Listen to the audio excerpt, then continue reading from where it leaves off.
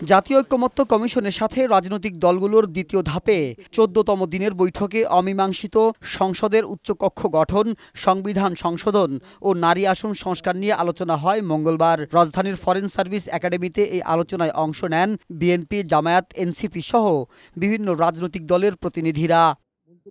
তত্ত্বাবধায়ক সরকার ব্যবস্থা ফিরিয়ে আনা ও সেই বিধান পরিবর্তন না করা এবং জাতীয় স্বার্থ সংশ্লিষ্ট বিষয় হলে সংবিধান সংশোধনের ক্ষেত্রে গণভোট সহ বেশ কিছু বিষয়ে একমত হয় রাজনৈতিক দলগুলো। খুব দ্রুত জুলাই মাসের মধ্যেই একটা জাতীয় সনদ প্রণয়ন করতে পারি, যতদূর সম্ভব সকলের মতামতের মধ্যে দিয়ে আমরা এক জায়গায় আসতে পারি।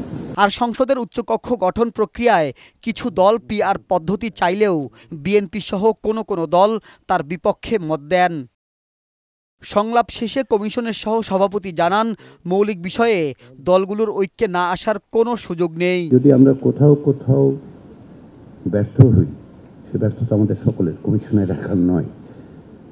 কমিশনের ব্যর্থতা যদি হয় তাহলে এটা সকলের মিলের ব্যর্থতা হবে। সেই জায়গায় আমাদেরকে বিবেচনা করতে হবে যে ব্যর্থ হওয়ার কোনো সুযোগ নেই। যে দায়িত্ব আমাদের উপর অর্পিত হয়েছে, সে দায়িত্ব রাজনৈতিক দল হিসেবে আপনাদের উপর আমরা তার অংশীদার হয়েছি।